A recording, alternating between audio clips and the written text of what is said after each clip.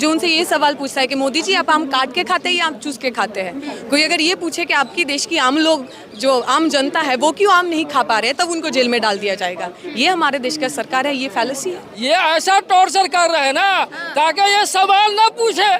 आप मोदी मोदी कीजिए तो काहे के लिए बोलेंगे वो तो आप सब ये कहें खामोश रहो, तब समझो पतझड़ रुत आई, तब समझो मौसम दार का है, तब सहमी सहमी रूहों को ये बात बताना लाजिम है, आवाज उठाना लाजिम है। मोदी सरकार मुर्दाबाद, मुर्दाबाद, मुर्दाबाद, मोदी सरकार मुर्दाबाद, मुर्दाबाद।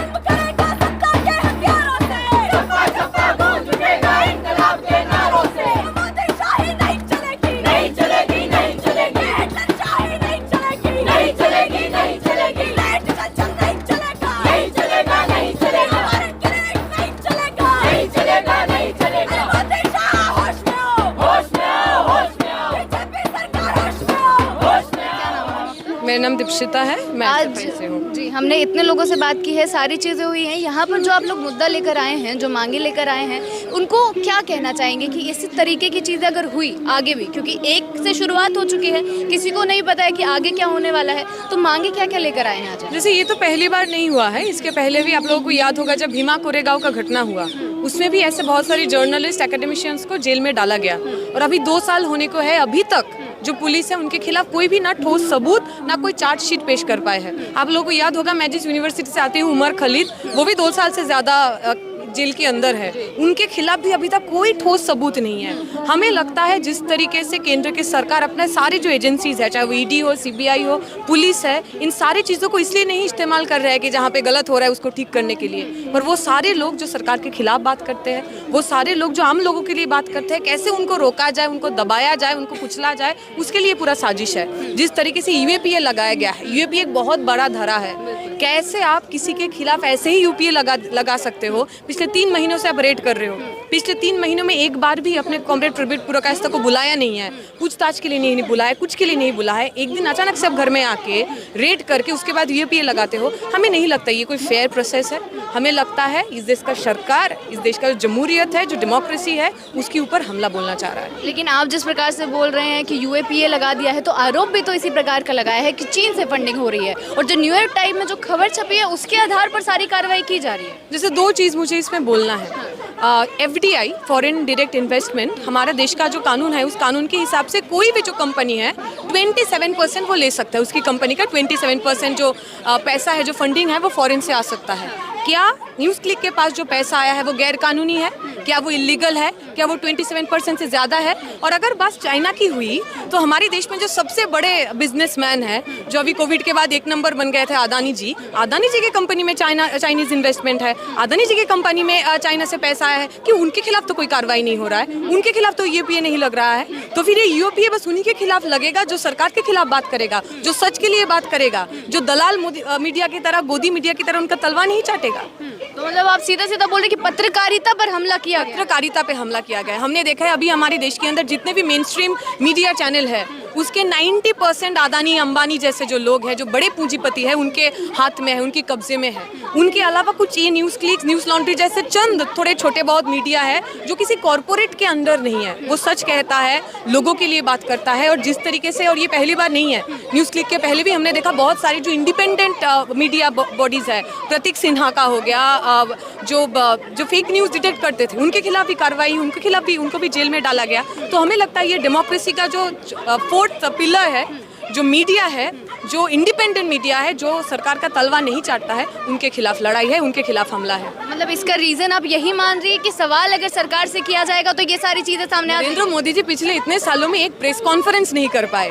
प्रेस के लिए उनका कितना प्रेम है, कितना मोहब्बत है, वो तो वही से दिखता है। जो आदमी प्रेस को फेस नहीं करता, जो आदमी प्रेस के सामने आने से डरता है, वो आदमी प्रेस को दबाना चाहेगा, कुचलाना चाहेगा, वही हो रहा है। मतलब प्रेस से मोहब्बत करके उसी को ठुकरा रहे हैं, ये कैसी चीज हो रही है? मोहब्बत तो बस उन्हीं से है जो गोदी मीडिया है, मोहब्बत उन्हीं से है, जैसे आरिफ अभी कह रहा था ना, जो उनसे ये सवाल पूछता है कि मोदी जी आप आम काट के खाते हैं या आप चूस के खाते हैं। कोई अगर ये पूछे कि आपकी देश की आम लोग, जो आम जनता है, वो क्यों आम नहीं खा पा रहे, तब उनको जेल में डाल दिया जाएगा। ये हमारे देश का सरकार है, ये फैलेसी। संविधान जो बाबा साहेब अम्बेडकर ने जो संविधान दिया है लिख के, उसके अंदर हमको आज़ादी मिली हुई है।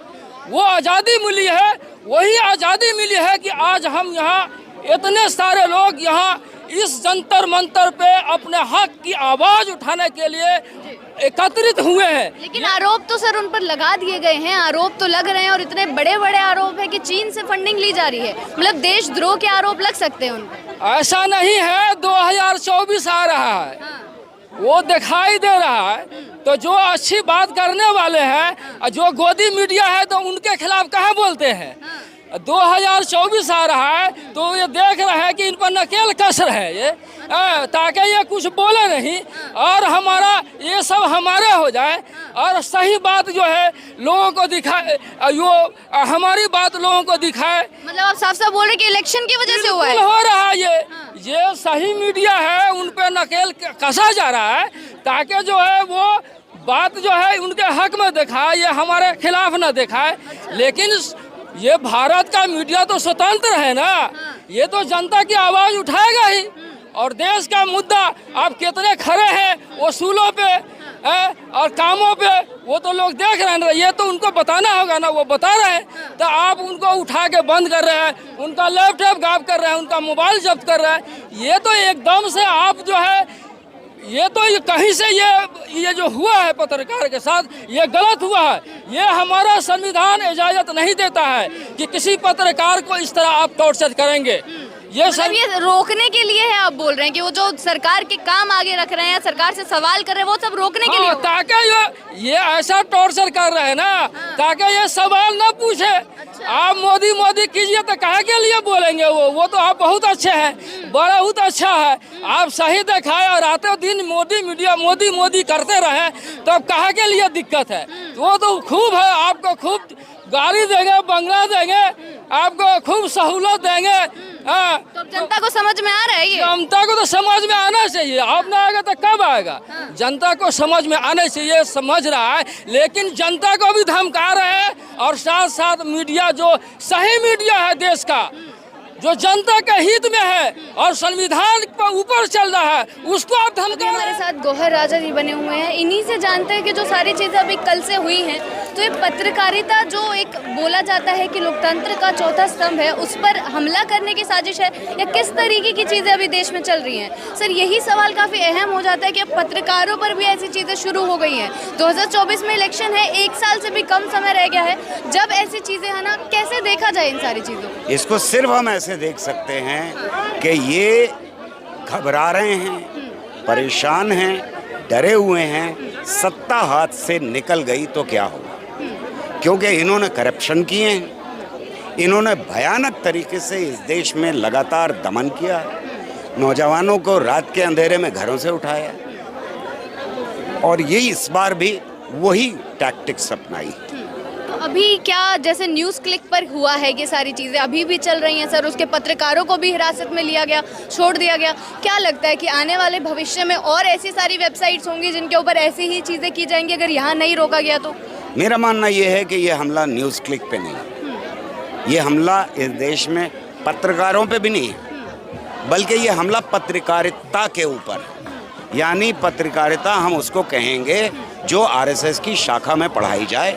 नतमस्तक होके मान लो जो कुछ हम कह रहे हैं और नहीं मानोगे तो फिर हम डंडा दिखाएंगे। ये कल उन नौजवानों को सबक सिखाने की कोशिश की गई है जो आपकी तरह से निडर होकर सड़क पर वो सवाल पूछने को तैयार हैं, जो इस सत्ता को कमज़ोर बनाता है, जो इनको अनईजी फील करने पे मजबूर करता है। सर आप एक कवि भी हैं, लगातार लिखते रहते हैं, तो ऐसी सारे सिचुएशन जब आती है देश में कि अब पत्रकारिता पर हमला होने लगा है, जो लोग आवाज़ उठाने की कोशिश भी करेंगे, शायद अगर ऐसी चीज़ें होंगी तो वो भी बैठ जाएं कहीं ना कहीं, अगर ऐसी चीज़ें होंगी तो इस पर आप क्या कहना चाहेंगे? 2 लाइन आपसे सुनना चाहेंगे। इतिहास ये बताता है कि दुनिया भर में जब जब तानाशाही आई है तब तब उसने सोचा है कि डर पैदा करके समाज में लोगों को खामोश कर देगा, लेकिन इतिहास ये भी बताता है कि हर तानाशाह फेल हुआ है। वो हिंदुस्तान हो, पाकिस्तान हो, लैटिन अमेरिका हो, जर्मनी हो, वहाँ पर लोगों का कलम हमेशा आज़ाद रहा, सोच हमेशा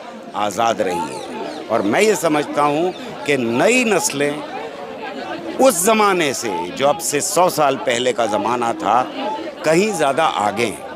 हमारे मुल्क में भी कहीं ज़्यादा आ गए, वो इसे बर्दाश्त नहीं करें। हो सकता है कि कुछ देर के लिए ऐसा लगे कि अंधेरा छा गया है, लेकिन ये अंधेरा ज़्यादातर नहीं। ये अंधेरा टिकने वाला अंधेरा कहीं नहीं होता।